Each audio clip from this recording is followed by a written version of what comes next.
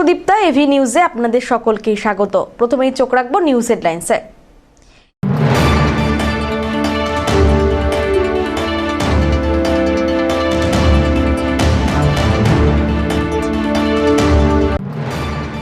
নিখোঁজ ভিডিও সন্ধান চাই পোস্টার পড়ল জলপাইগুড়ির রাজগঞ্জের বিডিও অফিসে।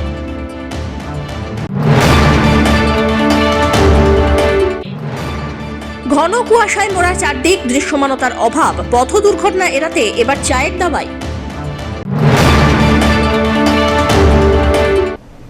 এবার আসছে বিস্তারিত সংবাদে। বিডিও নিখোঁজ, সন্ধান চাই পোস্টার পড়ল জলপাইগুড়ির রাজগঞ্জের বিডিও অফিস সংলগ্ন এলাকায়। দাবাং বিডিও নিখোঁজ, সন্ধান পেলেই খবর দেবেন, পোস্টার হাতে রাস্তায় এসএফআই এর কর্মীরা। গ্রেপ্তারি পরোয়ানা জারি হতে উধাও খুনের অভিযোগে অভিযুক্ত রাজগঞ্জের বিডিও প্রশান্ত বর্মন। স্বর্ণ ব্যবসায়ী খুনের ঘটনায় গ্রেপ্তারি পরোয়ানা জারি হতেই একসময় নিজেকে দাবাং বলে দাবি করা বিডিও প্রশান্ত বর্মন রাজ্য ছেড়ে পালিয়েছে বলে খবর। বিডিও সন্ধান পেতে শনিবার রাজগঞ্জের বিডিও অফিসের সামনে পোস্টারিং করলেন এসএফআই এর কর্মীরা। রাস্তায় রাস্তায় নিখোঁজ বিডিও সন্ধানও চালান তারা। আমাদের রাজগঞ্জের সাদাঘাটার বিডিও প্রশান্ত বর্মন, উনি কলকাতার এক স্বর্ণ ব্যবসায়ীকে অপহরণ করে এবং পরবর্তীতে তাকে খুন করা হয়। তার যে আগামীকাল যে সুপ্রিম কোর্টের যে রায়, সেই কোর্টের রায়ে অবিলম্বে তাকে সারেন্ডার করতে হবে। তারপর থেকে প্রশাসন বা সোশ্যাল মিডিয়ার মাধ্যমে আমরা দেখতে পাচ্ছি ভিডিও নাকি নিখোঁজ হয়ে গেছে। ভারতের ছাত্র ফেডারেশন রাজগঞ্জ লোকাল কমিটির পক্ষ থেকে আমরা প্রশাসনকে সহযোগিতা করতেছি, কারণ প্রশাসন বারবার শীত ঘুম দিয়ে থাকে। প্রশাসন শুধুমাত্র ছাত্ররা যখন তাদের দাবি আদায় করতে যায় তাদের ব্যারিকেড দিয়ে রুখতে চায়, যুবরা যখন কাজের দাবি নিয়ে রাস্তায় নামে তাদেরকে রুখে দেয়, কৃষকরা যখন ফসলের ন্যায্য দামের জন্য রাস্তায় নামে তখন তাদেরকে রুখে দেয়। আবার এদিকে চোর গুন্ডা মাফিয়াদের ধরতে প্রশাসন একদম কোনো ভূমিকা সেভাবে পালন করে না। বরাবরই এই প্রশাসন শীতঘুম, তাই আমরা প্রশাসনকে জ্বালান দিতে চাই এবং আমরা চাচ্ছি ভারতের ছাত্র ফেডারেশন রাজগঞ্জ লোকাল কমিটির পক্ষ থেকে প্রশাসনকে সহযোগিতা করতে। যে এই আমরা রাস্তায়ও আমরা পোস্টারিং করলাম, বিভিন্ন জায়গায় পোস্টারিং করছি যে ভিডিওর সন্ধান চাই, যদি কেউ সন্ধান পেয়ে থাকে তাহলে নিকটবর্তী প্রশাসনকে তারা জানাবে। এটাই আমরা সহযোগিতা করলাম আর ভারতের ছাত্র ফেডারেশনের পক্ষ থেকে প্রশাসনকে। ভিডিও কি আসছেন না? ভিডিওতে আসতেছেন না, ভিডিও তো এখানে নিখোঁজ, প্রশাসন খুঁজেই পাচ্ছে না। আর উনি অফিসে আসবেন কি করে, কোথায় আছে প্রশাসন নিজেও জানে না। জলপাইগুড়িতে দুর্ঘটনা এড়াতে চায়ের দাওয়াই, গরম জল সঙ্গে গরম চা। একে কনকনে শীত, তার উপর ঘন কুয়াশার দাপট। জলপাইগুড়ির জাতীয় সড়কে দুর্ঘটনা এড়াতে দূরপাল্লার গাড়ির চালকদের উষ্ণ অভ্যর্থনা ট্রাফিক পুলিশের। গত কয়েকদিন ধরেই জাঁকিয়ে শীত পড়েছে জলপাইগুড়িতে। তাপমাত্রা 10 থেকে 12 ডিগ্রির মধ্যে ওঠানামা করছে। সন্ধ্যার পর থেকে বাড়ছে কুয়াশার ঘনত্ব, কমছে দৃশ্যমানতা। এই অবস্থায় জাতীয় সড়কে যাতায়াতের সমস্যায় পড়তে হচ্ছে গাড়ির চালকদের। বাড়ছে দুর্ঘটনার আশঙ্কা। মাঝরাতে চালকদের চনমনে রাখতে জলপাইগুড়ির জাতীয় সড়কে উষ্ণতার ফেরিওয়ালা হয়ে হাজির পুলিশ। গরম জল সঙ্গে ধোয়া ওঠা গরম চা খাইয়ে দূরপাল্লার গাড়ির চালকদের চাঙ্গা রাখার চেষ্টা চালাচ্ছে পুলিশ। দেওয়া হচ্ছে হেডলাইট জ্বালিয়ে ধীরে চালানোর পরামর্শ। শীতের এই সুইং সমস্যায় ফেলছে সাধারণ মানুষকেও। চা খাওয়াছে? চা খাওয়াছে? হ্যাঁ। ঠান্ডা কেমন আজকে? ঠান্ডা তো বেশি আছে। ঠান্ডা বেশি? আচ্ছা, কারা চা খাওয়ালো? পুলিশ ওলায়। পুলিশরা? এটা কি দরকার ছিল? চাটা দরকার ছিল? হ্যাঁ, দরকার আছে। কেন? কুয়াশার জন্য ঘুম লাগবে না। আচ্ছা, চাটা ঠান্ডা লাগবে না। আচ্ছা, পাশাপাশি কি বললো ওনারা? কি বললো পুলিশ? কি বললো পাশাপাশি? আস্তে আস্তে যাইতে। লাইট জ্বালিয়ে যেতে? হ্যাঁ। কি বললো? লাইট জ্বালতে, আচ্ছা, আস্তে আস্তে যাইতে। ঠান্ডা দারুণ ঠান্ডা। এবার জলপাইগুড়িতে প্রথম এরকম ঠান্ডা পড়লো। এবার আজকে সব থেকে বেশি হচ্ছে আজকে। এখন বাজে হচ্ছে আপনার 9:30। চারদিকে কুয়াশা দেখা যাচ্ছে? চারদিকে কুয়াশা দেখা যাচ্ছে, কুয়াশা চড়ে গাড়ি চালানো যাচ্ছে না। দেখলাম ভিড় লাগিয়েছে। হ্যাঁ, কোনো সমস্যা হচ্ছে? সমস্যা তো হচ্ছে কুয়াশার জন্য।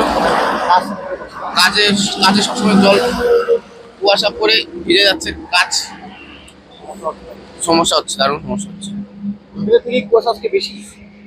এই মাসটার মধ্যে সব থেকে বেশ কুয়াশা বেশি হচ্ছে আজকে। আচ্ছা, আমরা তো দারুণ দারুণ ঠান্ডা লাগছে।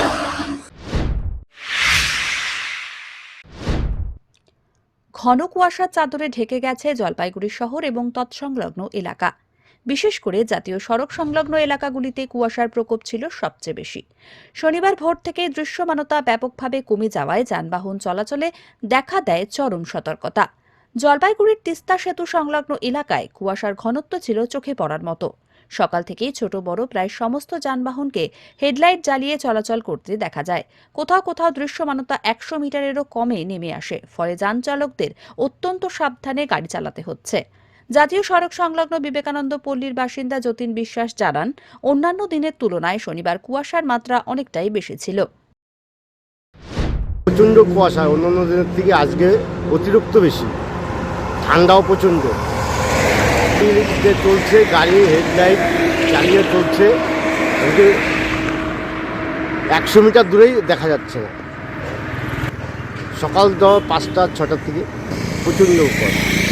আমি এখানে 5:30টায় আসছি, আইসে আবার চলে গেছি, রাস্তায় কিছু দেখা যায় না, তার জন্য আবার ওই দেরি করে পরে আবার আসছে। ওদেরকে সাবধানে চলা উচিত, শোনা যেন না হয় গাড়িওয়ালাদের। শীতের সময় তো শীত লাগবে, আর শীতটা খুব ভালো লাগছে, আর অতিরিক্ত শীত পড়ছে। ধীমান রায়ের রিপোর্ট, এভি নিউজ।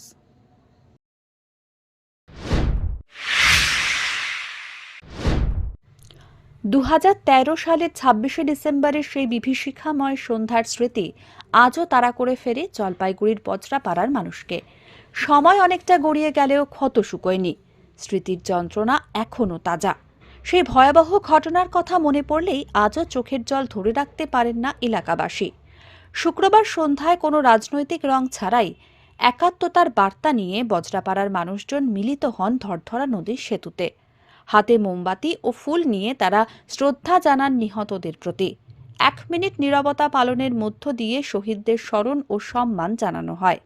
2013 সালের 26শে ডিসেম্বর সন্ধ্যায় বজরাপাড়ার ধরধরা নদীর সেতুতে ভয়াবহ বিস্ফোরণের ঘটনায় প্রাণ হারান লালমোহন দেবনাথ, রশিদুল ইসলাম, রঞ্জন রায়, পাপ্পু রহমান, আরজিন হুসেন ও রফিকুল ইসলাম। তাদের স্মরণেই গভীর শ্রদ্ধা ও আবেগে এদিন স্মরণ সভা অনুষ্ঠিত হয়। 2013 সালের 26শে ডিসেম্বর সন্ধ্যা ঠিক 6:30টার দিকে যে মর্মান্তিক বোমা বিস্ফোরণ হয়, যার ফলে আমাদের এই বজরাপাড়ায় 6 জন নিহত হয়। তার মধ্যে মোহাম্মদ পাপ্পু, আরনিজ হোসেন, রশিদুল ইসলাম, লালমোহন দেবনাথ, রঞ্জন রায়, রফিকুল ইসলাম, ঝন্টু, এদের আমরা এই বোমা বিস্ফোরণে নিহত হয়। যার জন্য প্রতি বছরের নয়, আমরা এবছরও আজকে 26শে ডিসেম্বর 6:30-7টার দিকে আমরা 1 মিনিট করে পথ অবরোধ করে তার এই ঘটনার ধিক্কার জানাই, প্রতিবাদ জানাই। ভবিষ্যতে যেন জলপাইগুড়িতে তথা ভারতের বিভিন্ন জায়গায় যে ঘটনা হচ্ছে যাতে না হয়, আমরা চাই এরকম মায়ের কোল যাতে আর খালি না হয়, আর ভবিষ্যতে যেন এরকম কোনো রকম বোম ব্লাস্টের সাহস তারা না পায়। সেই জঙ্গি সংগঠন তাদের আমরা প্রচণ্ডভাবে ধিক্কার জানাই এবং আমরা তাদেরকে শাস্তির জন্য আমরা সরকারের কাছে আবেদন করছি। আজকে আমরা পথ অবরোধ করলাম 1 মিনিট এবং নীরবতা পালন করলাম, ফুল এবং দিয়ে শ্রদ্ধাঞ্জলি জানালাম। সব্যসাচী মজুমদারের রিপোর্ট, এভি নিউজ।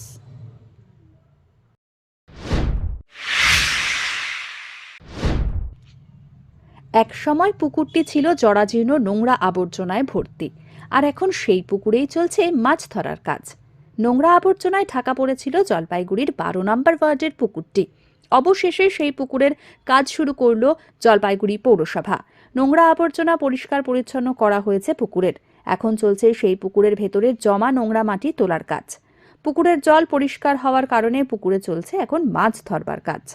পুকুরের এমন সংস্কারে খুশি এলাকাবাসীরা। অনেকটা এখন পরিষ্কার হয়ে গেছে। আমার একই শরীর খারাপ, আমাকে আবার বলতেছো আমি একে মূর্তি ধরে। মানে পুকুরে কি কাজ অনেকটা হয়েছে? হ্যাঁ, সে তো মোটামুটি কিছুটা তো হয়ে যায়। এখন জানি না কতদূর কি হবে। আগের তুলনায় এখন না, আগের থেকে তো একটু ভালোই হয়েছে, মোটামুটি হচ্ছে কাজ। আর এখন কি মাছ ধরতেছে? এখন যদি মাছ ধরতে ছেলেপেলেরা এই কাদার মধ্যে কি মাছ ধরা যায় নাকি? মোটামুটি হচ্ছে, এখন কি হবে না হবে এখন পরিবর্তে দেখা যাবে।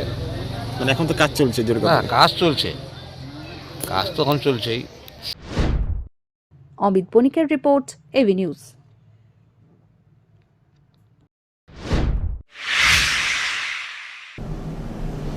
নিয়ে নিচ্ছে ছোট্ট একটি বিরতি, ফিরে আসছি বিরতির পর, সঙ্গে থাকুন। জলপাইগুড়িতে এই প্রথম পশ্চিমবঙ্গ খাদি ও গ্রামীণ শিল্প পর্ষদের উদ্যোগে স্থায়ীভাবে উদ্বোধন হলো খাদি গ্রামীণ সেলস আউটলেটের। জেলা পরিষদের সহযোগিতায় জেলা পরিষদের সামনে শুরু হলো খাদি আউটলেটের পথচলা। এখানে পাওয়া যাবে খাদির শাড়ি, মহিলা ও পুরুষদের রকমারি পোশাক, চুড়িদার, বাহারি শাড়ি, গামছা সহ নানা ধরনের পোশাক। এছাড়াও স্বনির্ভর গোষ্ঠীর মহিলাদের হাতে তৈরি করা খেজুরের গুড়, মধু, ঘি সহ বিভিন্ন খাদ্য সামগ্রী মিলবে স্টল থেকে। আউটলেট থেকে খাদির সামগ্রী সুলভ মূল্যে কিনতে পারবেন সকলে।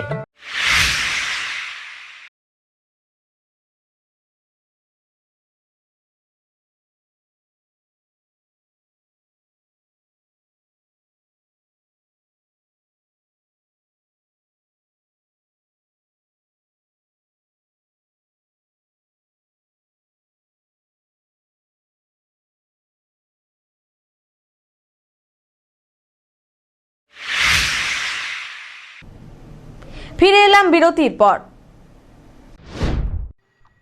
প্রকৃতি পাঠ শিবির শুরু হলো কালিম্পং জেলার ফাগু ফরেস্টে। ছাত্রছাত্রীদের উৎসাহ উদ্দীপনা ছিল চোখে পড়ার মতো। Jalpaiguri science and nature club আয়োজিত এই শিবিরটি অনুষ্ঠিত হচ্ছে কালিম্পং জেলার ফাগু ফরেস্ট এলাকায়। এখানে পশ্চিমবঙ্গ থেকে প্রায় 11টি জেলা অংশগ্রহণ করেছে। 16 জন এসকর্ট টিচার, 110 জন ছাত্রছাত্রী এবং বহু পরিবেশ ও বিজ্ঞান কর্মী, বিশেষজ্ঞ চিকিৎসক, আধিকারিক প্রমুখ অংশগ্রহণ করেছেন এখানে। পুরো শিবির এলাকা মুড়ে দেওয়া হয়েছে সিসিটিভি ক্যামেরায়। আজ প্রকৃতি পাঠ শিবিরে এসে ছাত্রছাত্রীরা অনেক কিছুই শিখতে পারছে বলে দাবি করছেন তারা। তাদের হাতে কলমে শেখানো হয়। প্রকৃতি পাঠ শিবিরের প্রকৃত বিষয়বস্তু এটাই। আমি north 24 Parganas Barrackpore Norachandanpukur Umashashi high school থেকে এসেছি। 35তম নেচার অ্যান্ড স্টাডি ক্লাবের পক্ষ থেকে জলপাইগুড়ি অ্যান্ড সায়েন্স নেচার ক্যাম্পে, এখানে 5 দিনের ক্যাম্প। আর আমি এখানে অনেক কিছু শিখতে এসেছি আর এক্সপ্লোর করতে এসেছি, আর আমি নিশ্চয়ই শিখব।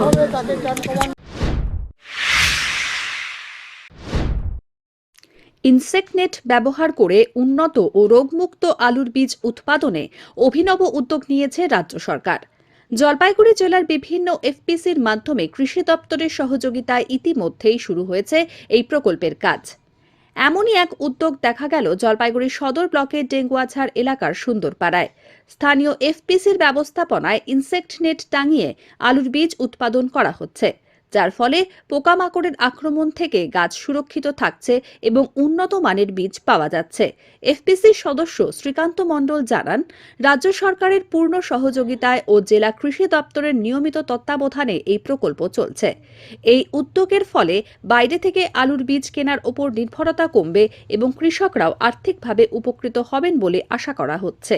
যদিও প্রক্রিয়াটি দীর্ঘমেয়াদী ও যত্ন সাপেক্ষ, তবুও ভবিষ্যতে এর সুফল মিলবে বলে মত সংশ্লিষ্টদের। আমরা সরকারি সহযোগিতায় আমরা এখানে একটি ERC প্রজেক্ট কাজ করছি। এটা রয়েছে একটি শেড নেট, ইনসেক্ট নেট যাকে বলে। এখানে বাইরে কোনো রোগ পোকার আক্রমণ থাকবে না। এর ভিতরে ERC চারা হচ্ছে, অর্থাৎ অ্যারোমেটিক রুট কালচার। এখান থেকে আলুর চারা লাগানো হচ্ছে, সেখান থেকে বীজ প্রোডাকশন হবে। সেই বীজ আমরা পরবর্তীকালে কৃষকদের হাতে তুলে দিতে পারবো। কতটা জায়গা নিয়ে এটা আজকে আমরা এবছর 3টি শেড নেট আছে, একটিতে চারা লাগানো হচ্ছে, পরবর্তী এখান থেকে কাটিং হয়ে সেই ঘরগুলোতে ট্রান্সফার হবে। কিভাবে এটা হচ্ছে, এটা কতদিন লাগবে, এটা কিভাবে? এটা আমরা মোহিতনগর যে আমাদের ফার্ম রয়েছে সেখানে টিস্যু কালচার থেকে মাদার থেকে আমাদের ERC চারা দিয়েছে। আমরা এখান থেকে কাটিং করব।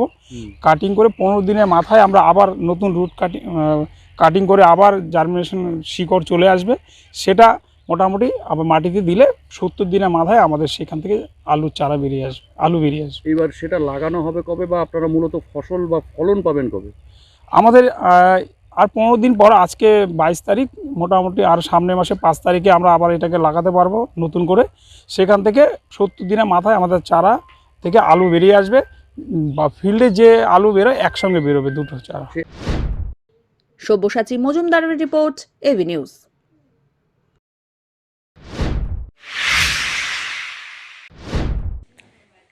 সদর পূর্ব মণ্ডলের প্রাথমিক নিম্ন বুনিয়াদী বিদ্যালয় এবং শিশু শিক্ষা কেন্দ্রগুলির উদ্যোগে 43তম বার্ষিক শীতকালীন ক্রীড়া প্রতিযোগিতা শনিবার উৎসব মুখর পরিবেশে অনুষ্ঠিত হল জলপাইগুড়ির বিশ্ব বাংলা ক্রীড়াঙ্গনে। পুরো এলাকার সমস্ত প্রাথমিক বিদ্যালয় এবং এসএসকে বিদ্যালয়ের প্রায় 362 জন পড়ুয়া এই প্রতিযোগিতায় অংশগ্রহণ করে। ছোট্ট পড়ুয়াদের উপস্থিতিতে মাঠ জুড়ে ছিল প্রাণ চাঞ্চল্য এবং উৎসাহ ভরপুর। প্রতিযোগিতায় 3টি গ্রুপে মোট 19টি ইভেন্টের আয়োজন হয়। 100 মিটার, 200 মিটার, 75 মিটার দৌড়ের পাশাপাশি football throw, long jump, high jump, gymnastic, yoga সহ একাধিক খেলায় অংশ নেয় পড়ুয়ারা। খেলাধুলার মাধ্যমে শিশুদের শারীরিক এবং মানসিক বিকাশের পাশাপাশি পারস্পরিক সৌহার্দ্য এবং দলগত মনোভাব গড়ে তোলাই ছিল আয়োজনের মূল লক্ষ্য। দিকে যারা জিতবে তারা আগামী 3 এবং 4 তারিখ ময়নাগুড়ি ফুটবল ময়দানে যে জেলা বার্ষিক ক্রীড়া প্রতিযোগিতা হবে শীতকালীন, সেখানে তারা অংশগ্রহণ করবে। এবং সেই সঙ্গে এখানে যারা CWSN বাচ্চা আছে তাদের জন্য আলাদা করে প্রতিযোগিতা হচ্ছে এবং প্রত্যেক অংশগ্রহণকারীকেও আমরা উৎসাহ প্রদান করছি, প্রত্যেককেই আমরা পুরস্কৃত করছি। এখানে সদর মিউনিসিপ্যালিটির অন্তর্গত সবকটা স্কুলই এখানে অংশগ্রহণ করেছে। এখানে 100 metre, 200 metre, long jump, high jump এবং football throw, gymnastic, yoga. Prize কিভাবে দেওয়া হবে? প্রাইজ এখন দেওয়া শুরু হয়ে গেছে। ওদেরকে মেডেল আমরা তুলে দিচ্ছি, ওদেরকে উপহার তুলে দিচ্ছি। সেই সঙ্গে আর একটা বড় বিষয় রয়েছে, যতজন বাচ্চা আজকে অংশগ্রহণ করেছে প্রায় 4 শতাধিক, তাদেরকে প্রত্যেককেই আমরা উপহার তুলে দিচ্ছি। ধীমান রায়ের রিপোর্ট।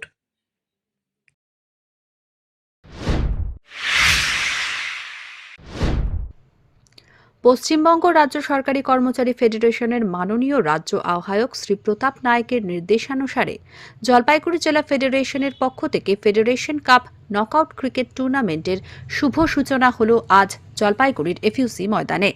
জলপাইগুড়ি জেলার 16টি সরকারি দপ্তরের কর্মচারীরা এই খেলায় অংশগ্রহণ করছেন। আগামী 11ই জানুয়ারি এই ক্রিকেট টুর্নামেন্টের চূড়ান্ত পর্যায়ের খেলা অনুষ্ঠিত হবে। আজকে জলপাইগুড়ি জেলা ফেডারেশন কাপ ক্রিকেট টুর্নামেন্টের শুভ সূচনা করতে মাঠে উপস্থিত ছিলেন জলপাইগুড়ি জেলার অতিরিক্ত জেলা শাসক উত্তরকন্যা CMO দপ্তরের OSD শ্রী শুভাশিস ঘোষ, DPSC এর চেয়ারম্যান শ্রী লক্ষ্যমোহন রায়, সদর BMOH ডক্টর প্রীতম বোস, জলপাইগুড়ি মিউনিসিপ্যালিটির member in council Shri Swarup Mondal, সদর পঞ্চায়েত সমিতির সভাপতি শ্রী বিনয় রায় সহ ফেডারেশনের জলপাইগুড়ি জেলা সভাপতি শ্রী নিরুপম মুস্তাফি ও ফেডারেশনের সদস্য ও নেতৃবৃন্দ। ফেডারেশনের জেলা সভাপতি নিরুপম মুস্তাফি জানান, রাজ্য সরকারের বিভিন্ন প্রকল্পগুলো জেলার জনগণের কাছে দ্রুত পৌঁছে দেওয়ার লক্ষ্যে জেলার সকল দপ্তরের কর্মচারীদের মধ্যে নিবিড় যোগাযোগ স্থাপন করার জন্য এই ক্রিকেট টুর্নামেন্টের আয়োজন করা হয়েছে। সরকারি কর্মচারী ফেডারেশনের মাননীয় রাজ্য আহ্বায়ক শ্রী প্রতাপ নায়েকের অনুমতিক্রমে জলপাইগুড়ি জেলাতে এই প্রথম ফেডারেশন ক্রিকেট নকআউট টুর্নামেন্টের আয়োজন করা হয়েছে। জলপাইগুড়ি জেলার 16টি দপ্তর এই খেলায় অংশগ্রহণ করছে। আজকে সেই খেলার শুভ সূচনা হলো স্থানীয় আমাদের FUC ময়দানে। সকলের উপস্থিতিতে আজকে ফেডারেশন কাপের শুভ সূচনা হয়েছে। এই খেলা চলছে এখন। আপনাদের সকলকে আমি অনুরোধ করব, আগামী এই শনিবার, রোববার এবং আগামী 3, 4 এবং 10, 11 এই শনি রোববার করে আমাদের এই খেলাগুলো হচ্ছে। আপনারা সকলে আসুন, সকলে মিলে সুন্দর একটি ক্রিকেট খেলা এই ছুটির দিনে আমরা উপভোগ করি এই শীতের মরশুমে। এবং আগামী 11ই জানুয়ারি এই খেলার ফাইনাল পর্যায়ে ক্রিকেট ম্যাচ অনুষ্ঠিত হবে এই মাঠেই। সেখানেও সকলকে, জলপাইগুড়িবাসী সকলকে আমি আসার জন্য আমন্ত্রণ জানাচ্ছি। ধন্যবাদ। পিনাকি শিলের রিপোর্ট, AV নিউজ।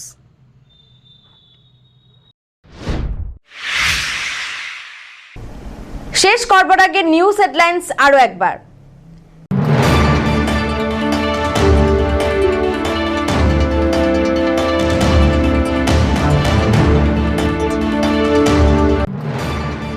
নিখোঁজ ভিডিও, সন্ধান চাই পোস্টার পড়ল জলপাইগুড়ির রাজগঞ্জের BDO অফিসে।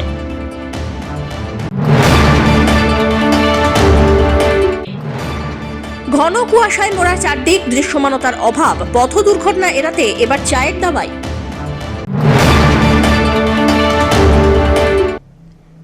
এখনকার মতন AV নিউজ এ পর্যন্তই। পরবর্তীতে আসছি আরো সংবাদ নিয়ে। দেখতে থাকুন আমার ভিশন। নমস্কার।